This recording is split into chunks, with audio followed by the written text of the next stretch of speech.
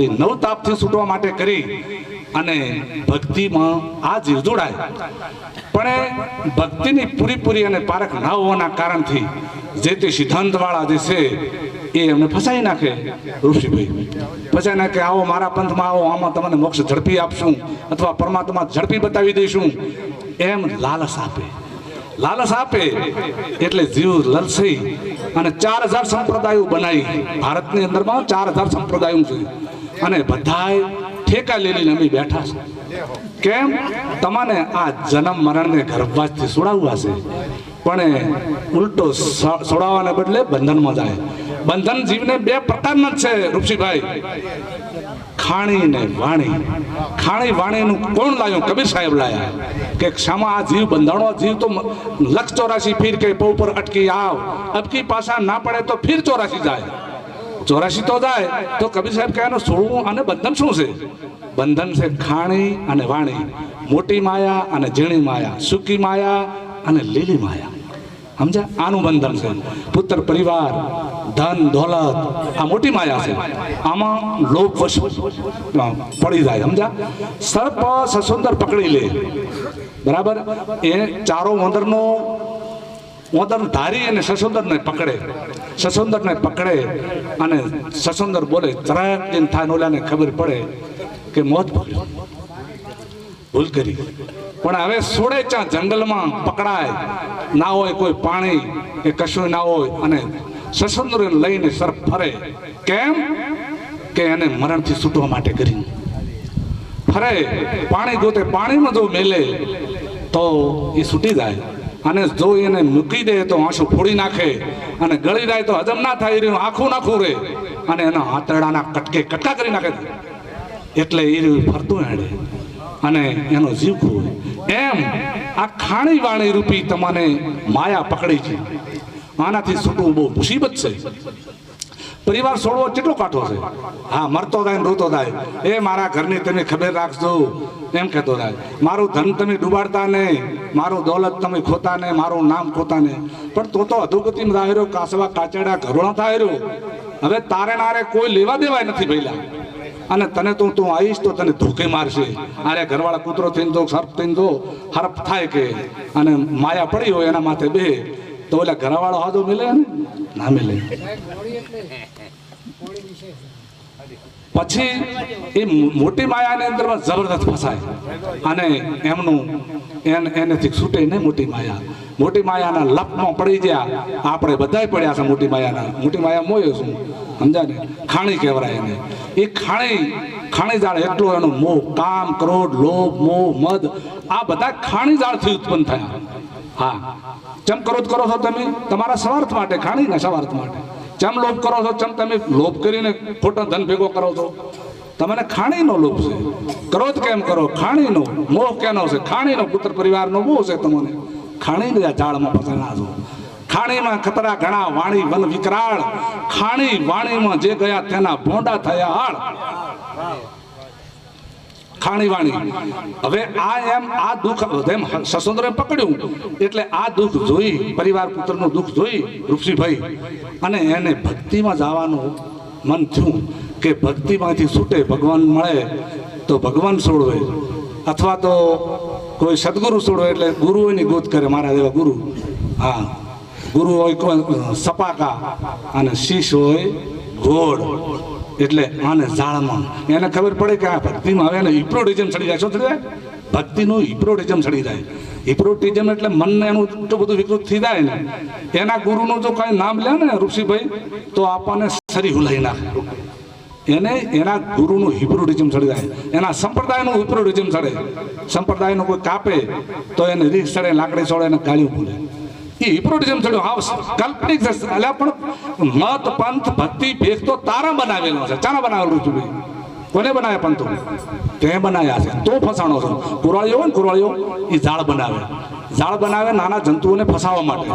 પણ એવું એનું અવળો થઈ જાય એટલે એમાં હીરો પોતે ફસાઈ જાય અને તરફડીને મરે. એમ પોતાની બનાવેલી વાણીજાળ કલ્પના પોતે ફસાય. પરમ ઈશ્વર, દેવી દેવતા, ભૂત પ્રેત આ કોને બનાવ્યું? કોઈ ગધાડા કરશે? કોઈ ભગવાનની પ્રાર્થના કરતા જોયા? કોઈ કૂતરા જોયા? મનુષ્ય એનું બનાવેલો છે ને એમાં ફસાણો છે વાણીજાળ. સમજ્યા ને તમે? આ ઝીણીમાં આયા એટલે વાણીજાળ એને કહેવાય ઋષિભાઈ કે અનુમાન કલ્પના ભાસ અધ્યાસથી જે બનેલું છે એને વાણીજાળ કહેવાય. અને વાણીજાળની અંદરમાં હાવ કલ્પના છે. હવે આપણે તમે ખોટું ના લગાડશો કે બ્રહ્મસૂત્રની અંદરમાં આ કીધું છે કે પરમાત્મા કેવો છે કે નિરાકાર, નિર્ગુણ, નિરંજન અને સર્વમય વ્યાપક. તો નિર્ગુણ નિરાકાર છે અને સર્વમય વ્યાપક છે. તો પછી મેં કીધું ભાઈ તારા આ મરી ગયો કોઈ માણસ એમાંથી શું નીકળી ગયું? આત્મા નીકળી ગયો. તો હવે મળદામાં તો ઋષિભાઈ વ્યાપક છે જ નથી.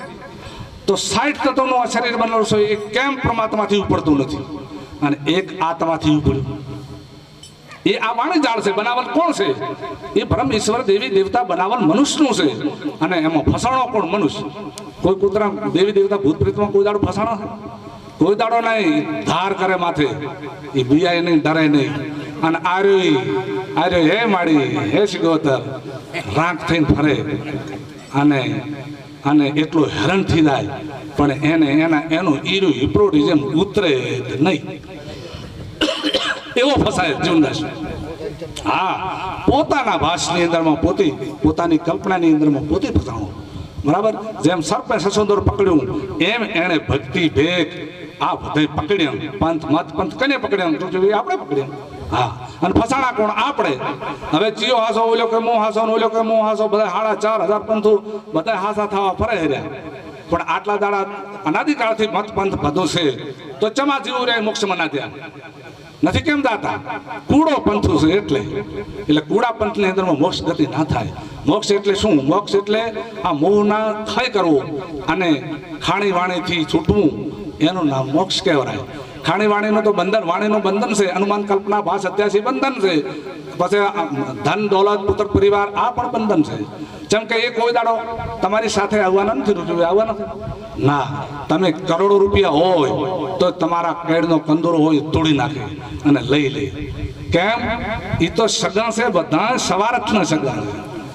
એ તમારા આત્માના સગન નથી. કોઈ તમારા છોકરી કીધું કે હવે તો બાપા તમે મોક્ષ ગતિમાં જો, એવું કીધું ના. કે જેટલી કડા દીવતો એટલી કડા કમાવાનું કે કમો કમ બેસી ચમર્યા તો એમ કે પણ એને મોક્ષમાં જવાનું કહેતા નથી. પણ તમે લોભવશ જેમ સસોદર પકડ્યું સર્પે એમ તમે પકડીને બેઠા છો એટલે તમારો પ્રાણ દાશે. પ્રાણ એટલે તમે અધોગતિમાં દાશો અને અધોગતિમાં હેરાન થશો. અને તેથી અમારે સુંદર સાહેબે કીધું છે કે દીદી તમારો વારો આવશે તેથી રોશો કાળે હાડે, કોઈ નથી તમને છોડવનારું, કરેલા કરમ વિતાડે, મૂર્ખા સિદ્ધને ધર્મ બગાડે. એટલે કોઈ પથે તે દાડે તો ભેંસો થઈ જાય હોય આપણે અધોગતિમાં એટલે ભેંસો થવાનું. ભેંસો થઈ જાય ને દોવા ના હાલો, 2-4 રૂપસી ભાઈ દાડો પટેલ હોય તો 2-4 તો લાકડીઓ મેલે, ના દોવા જાય તો મોટા અંજીસરા હાલે. અને તે છતાંય તો દયાળુ ના હોય તો કાંઈ ખાને મેલે. તમારી આ ગતિ થવાની છે. કેમ? કે તમે માનવરૂપી ધારણ કર્યો નથી. માનવરૂપી તમે ધર્મ ધારણ કરો. એટલે ધર્મ તમારી સાથે આવશે. 2 વસ્તુ સાથે આવે, ધર્મ ને પાપ. પાપ ને પણ 2 આવે, બીજું કશું તમારી સાથે આવના શરીર આ પડ્યું રહે. અને જેટલી શરીરની સમૃદ્ધિઓ છે એ બધી આ મેમરીઓ આપણા મગજની અંદરમાં જેટલી મેમરીઓ છે એ બધી અહીં પડી રહે. અને જીવ અધોગતિમાં ઉપડે ત્યારે એને મુસાફરી કહેવાય. મુસાફર ખાના મુસાફર છે જીવ. એ ઉપડે અને જેના કર્મ જેવો હશે એવા દેહ ધારણ કરી અને સુખ દુઃખ ભોગવે. અને વળી ફરતો લખ 84 ફેરી અને પગ પર અટકી આવ અબકી પાછા ના પડે ફેર 84 થાય. અનાદિ કાળથી જીવ અજર અમારા અખંડ છે. પૃથ્વી ખરું અજર અમારા અખંડ છે, અનાદિનો છે. કોઈ દાડો નવો બનતો નથી અને જોનો થતો ને બગડતો નથી. અખંડ અજર અમારો અખંડ છે. પણ જ્યારે મનુષ્ય અવતાર આવે અને ખાણીવાણીના બંધનમાં પડી અને મનુષ્ય જન્મ ખોઈ નાખે. અમૂલક મનુષ્ય જન્મ આપણે કાં છું. આ મનુષ્ય જન્મ મૂર્ખો આ ખોટી કલ્પનાઓમાં અને આ પરિવારના મોહમાં ખોય અને અધોગતિમાં જાય. આટલું કહીને મારી વાણીને વિરામ આપું. બોલો સદગુરુ દેવ કી જય.